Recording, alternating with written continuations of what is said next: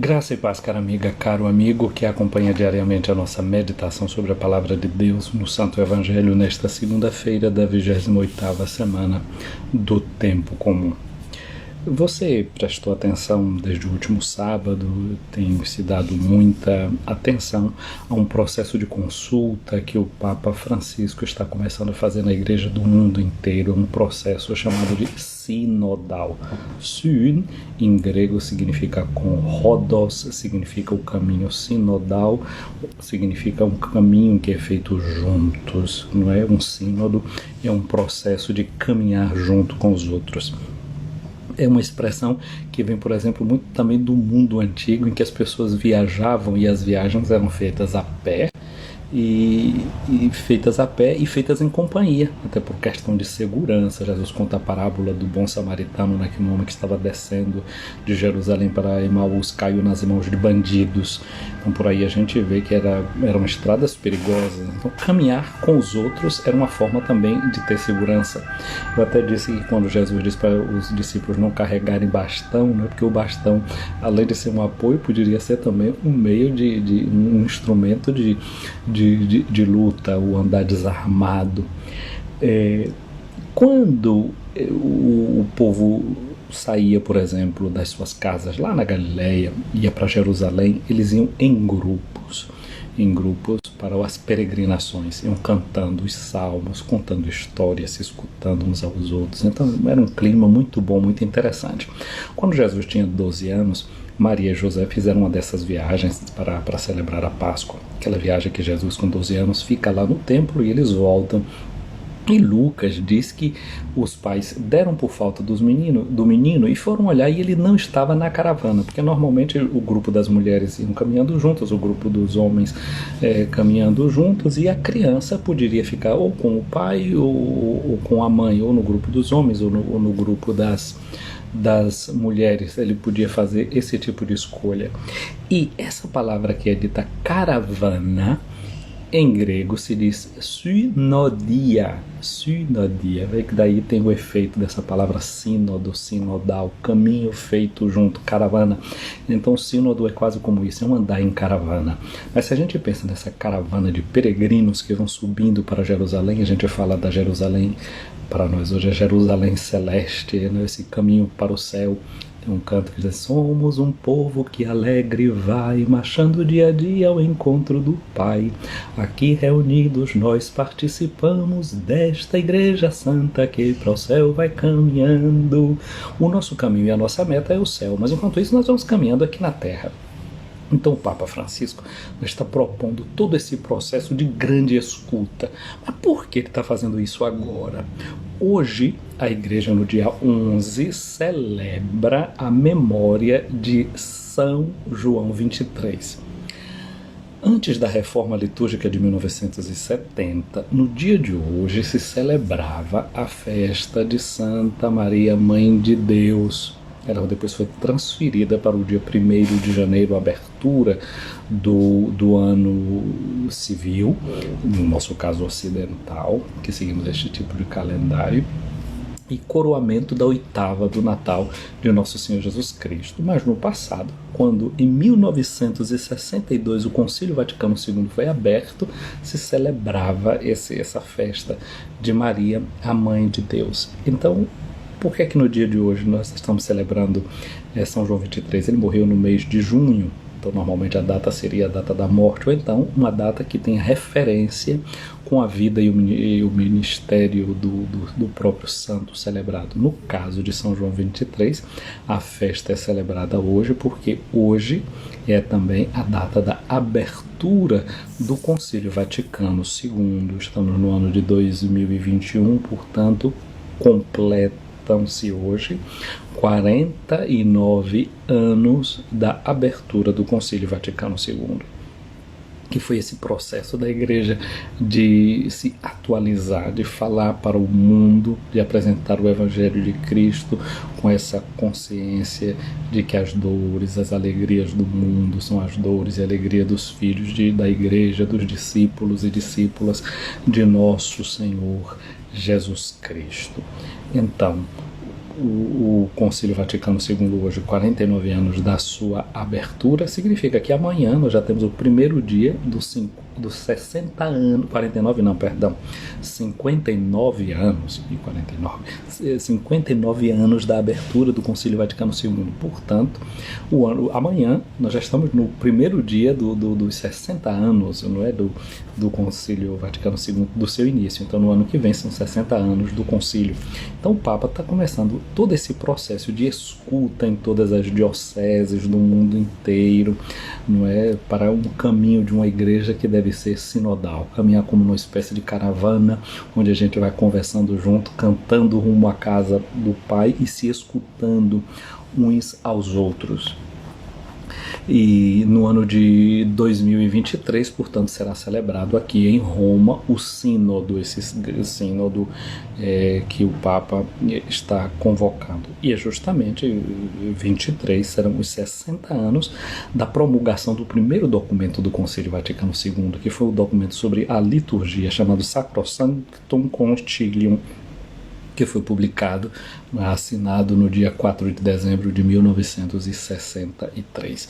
Portanto, o dia de hoje nos faz pensar nesse Papa lindíssimo que foi São João XXIII, esse homem que abriu a igreja para entrar esse vento novo, e ele, na oração de preparação para o Concílio Vaticano II, justamente ele fez o povo de Deus rezar e pedir que o Concílio Vaticano II fosse um novo Pentecostes, uma nova efusão do Espírito Santo na igreja. São João Paulo II, na preparação para o novo milênio, ele escreveu um documento chamado Tercio Millenio Adveniente, o terceiro milênio que está chegando, e ele dizia que uma das formas para se preparar para o bimilenário do nascimento de nosso Senhor Jesus Cristo, os 2000 anos da encarnação de Cristo, uma das formas que o próprio Espírito de Deus suscitou na igreja foi o Concílio Vaticano II. Então, São João Paulo II via o Concílio Vaticano II como um dom do Espírito Santo para preparar a igreja para viver o que nós estamos vivendo agora, o terceiro milênio. Então, é um estímulo para nós, para voltarmos às fontes desse concílio, ler os documentos do concílio, mastigá-los, entendê-los, para que o concílio dê seus frutos. E peçamos a São João 23, que interceda por nós, que interceda para a igreja, pela igreja, para que ela continue escutando o que o Espírito tem para nos dizer nestes dias, nesses tempos que nós estamos vivendo. Somos bem-aventurados, porque nós estamos vivendo esses tempos. Não é? A nós o Espírito Santo nos dá a graça de viver nessa hora. Não temos nada do que nos lamentar.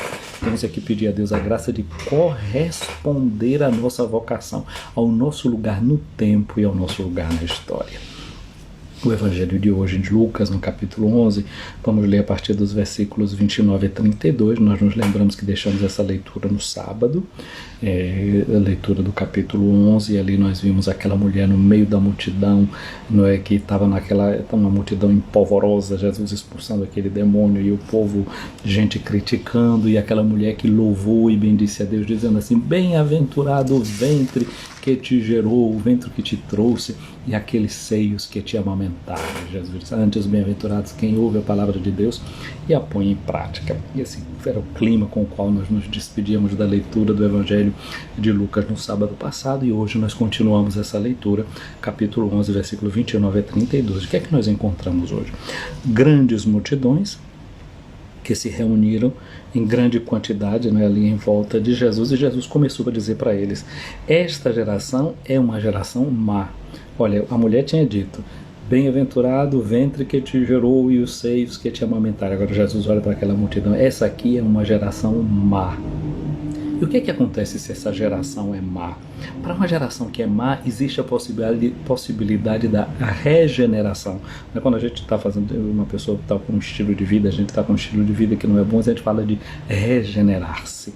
não é? A gente fala de células que se regeneram, que se geram, que se renovam. Então tem uma geração má, mas essa geração que é má, isso não significa que está tudo acabado para ela.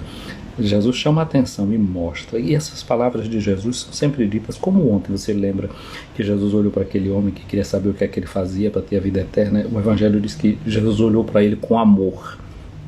Tem certas palavras e certas coisas que para a gente dizer, se a gente não tiver amor, é melhor que não diga. Tem coisas que só se sustenta o falar da gente se for um falar com amor. Sobretudo quando esse falar vem um falar onde você vai apontar defeitos, coisas para serem corrigidas. Isso precisa ser ungido por amor. Carta de São Paulo Carta de São Paulo aos Romanos, capítulo 5, versículo 5. Aliás, a Carta aos Romanos está começando a ser lida hoje na liturgia como primeira leitura. São Paulo diz que o amor de Deus foi derramado em nossos corações por meio do Espírito Santo que nos foi dado. Por isso que eu digo, tem coisa que ou tem amor, ou é melhor que não dê partido. Olha o amor, capítulo 13 da primeira carta de São Paulo aos Coríntios. Se eu não tiver amor, eu nada sou. Ele diz, eu posso entregar meu corpo para as chamas, eu posso pegar meu dinheiro e dar todo de esmola, mas não vai ter sentido nenhum. Se faltar amor, eu posso falar a língua dos anjos, posso falar a língua dos homens, posso ter todo o dom de ciência, né? Posso conhecer toda a ciência da psicologia, da sociologia, da política, da economia, mas se faltar amor, esse conhecimento todo só faz a gente ficar inchado e não serve para a gente colaborar com o outro, para ajudar o outro. Porque o que tem que haver é essa simpatia, esse encontro de olhares.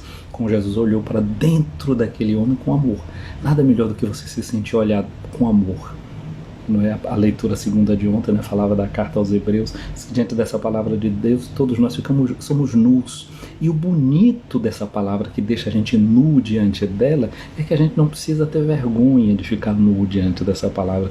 A gente pode se desnudar diante dela. Não é? Adão e Eva, quando notaram que estavam nus, ficaram com vergonha e se esconderam. Tem uma vergonha que é tóxica, que não faz bem a vida da gente, que não colabora com nada. Esse tipo de vergonha a gente não precisa. Então agora quando Jesus diz para nós, somos uma geração má, uma geração malvada, ao dizer isso, Jesus não diz para ofender. Ele expõe essa nudez nossa com amor, porque ele sabe que a gente pode ser revestido do seu amor, porque o amor cobre uma multidão de pecados, vai dizer, não é a carta de São Tiago, a esmola, o amor, a caridade cobre uma multidão de pecados. Isso é o bem que a gente faz que pode cobrir tudo isso. Agora imagine quando é o amor de Deus que nos vê dessa forma, seu amor nos cobre. Por isso que Adão e Eva, que estavam nus e corriam da presença de Deus, Deus depois os cobre, os reveste.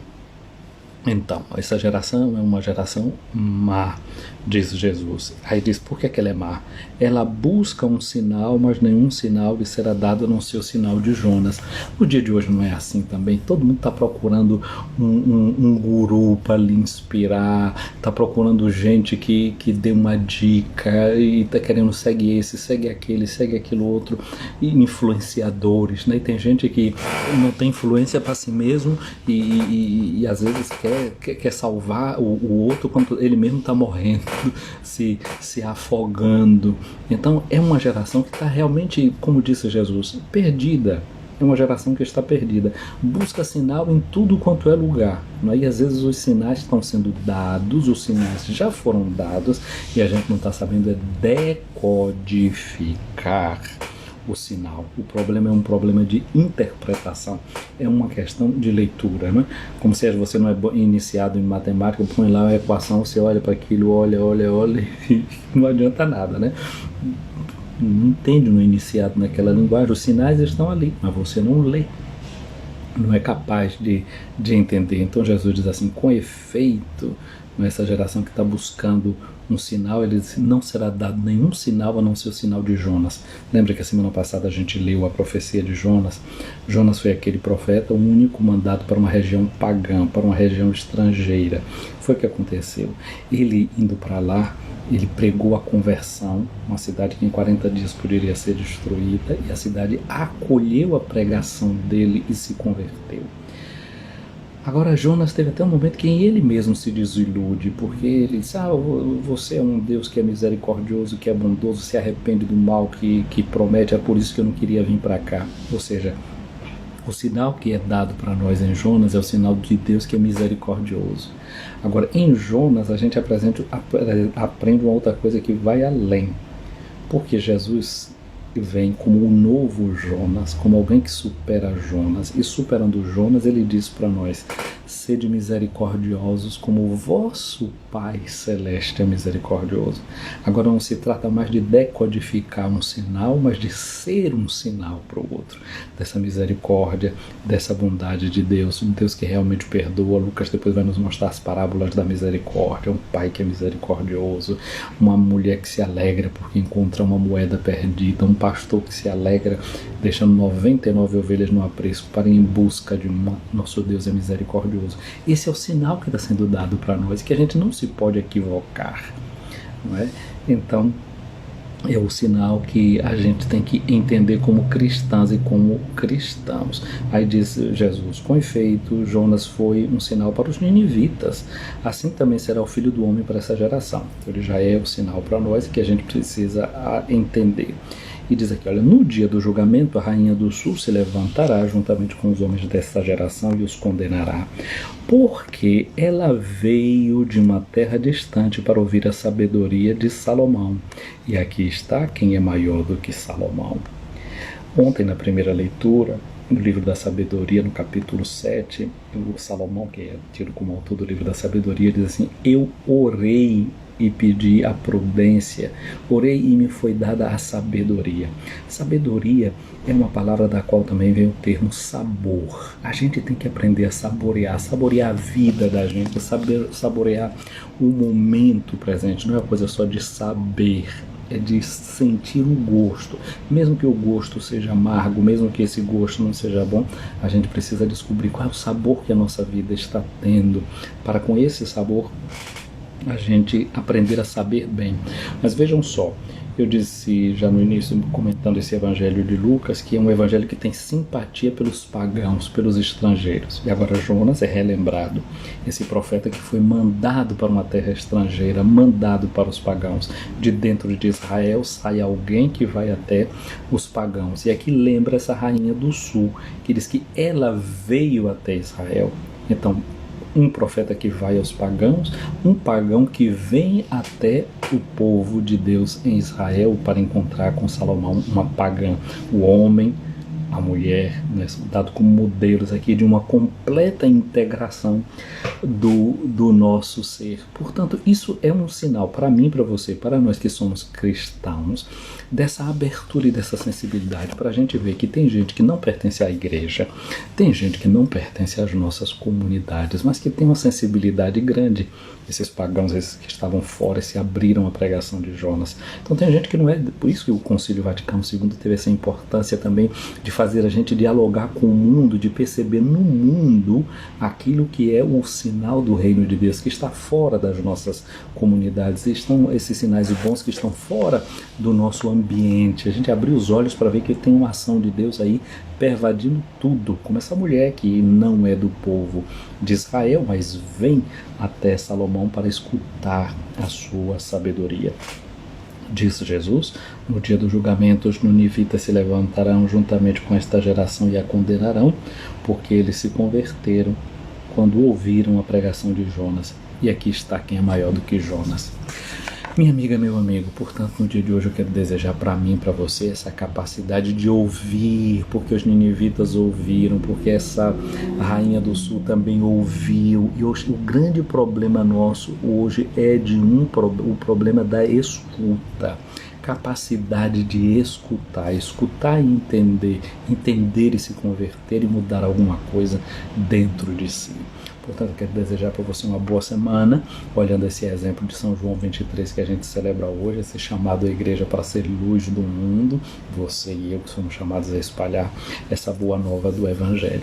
Então fica com Deus, minha amiga, meu amigo, uma boa semana para você. Eu quero saudar os madrugueiros brasileiros que estão aqui nos acompanhando, o Wellington e a Lani e a minha amiga Odaleia. Essa está aqui mais perto de mim, não está muito cedo, não, nós estamos num bom horário. Então um abraço grande para você, muita felicidade. O Senhor esteja acima de ti para te proteger, o Senhor esteja à tua frente para te guiar, atrás de ti para te defender, ao teu lado para te acompanhar, dentro de ti para te abençoar. Que a benção de Deus Todo-Poderoso, Pai, Filho e Espírito Santo desça sobre ti e permaneça para sempre. Uma feliz semana para você.